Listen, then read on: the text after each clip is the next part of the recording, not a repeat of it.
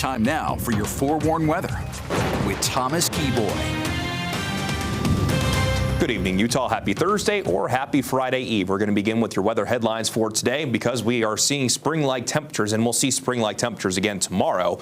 But we will see increasing wind with increasing moisture. By tomorrow, we'll be looking at a decent chance of wet weather across the northern half of the state. But by this weekend, we'll see a big winter storm traverse the entire Beehive State. We'll talk more about that in just a few minutes. Temperatures this afternoon were mainly in the 50s and 60s out there. Got to 61 degrees in Salt Lake City. Not a bad way to end the month of February, while St. George saw a daytime high of 65 degrees. As we move into tonight, those overnight lows in large part will be dropping to the 30s and 40s, which is warm for this time of year. And then tomorrow afternoon will bring daytime highs close to, if not a little bit warmer, compared to what we saw this afternoon. We'll zoom things in here for a better perspective. Along the Wasatch Front, it'll be upper 50s and low 60s tomorrow, with daytime highs in the Wasatch back in the mid to upper 40s. And you can see those icons right there by tomorrow afternoon.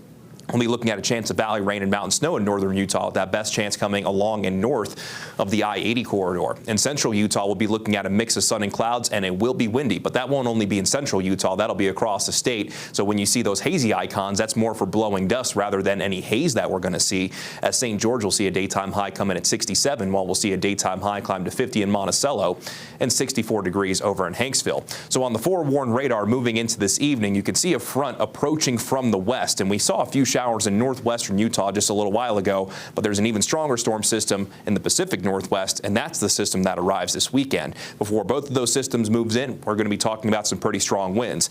Most of Utah is included within high wind watches or warnings or wind advisories. A few of these are already in effect, but the bulk of these will start tomorrow and will continue through Saturday night. Could see some gusts in our valleys upwards of 60 miles per hour, and on the ridge lines, could see wind gusts at 70 miles per hour or even more.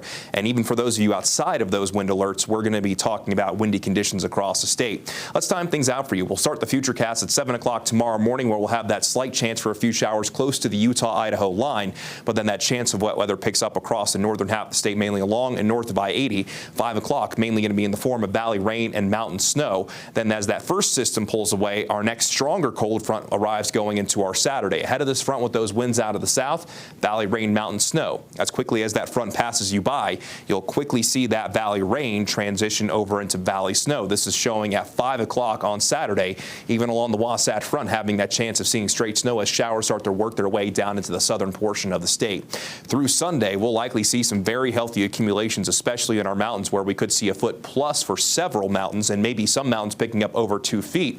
While along the I-15 corridor from the Utah-Idaho line, basically all the way down to Cedar City, a few inches plus will be within the realm of possibility, which is why we have multiple winter storm watches and winter storm warnings set to go into effect.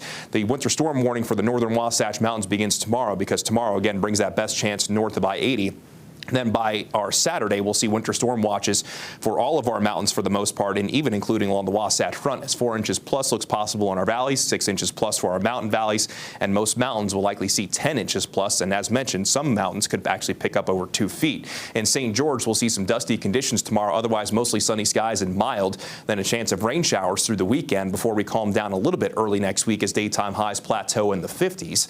Then on the Wasatch Front, we'll be looking at a chance of rain showers by tomorrow evening, with a chance of rain, then snow on Saturday, scattered snow showers throughout the day on Sunday. Then we'll have a slight chance on Monday. Then we'll hold on to slightly unsettled weather through the middle of next week, with daytime highs settling in the low to mid 40s. Courtney, back to you. All right, thank you, Thomas.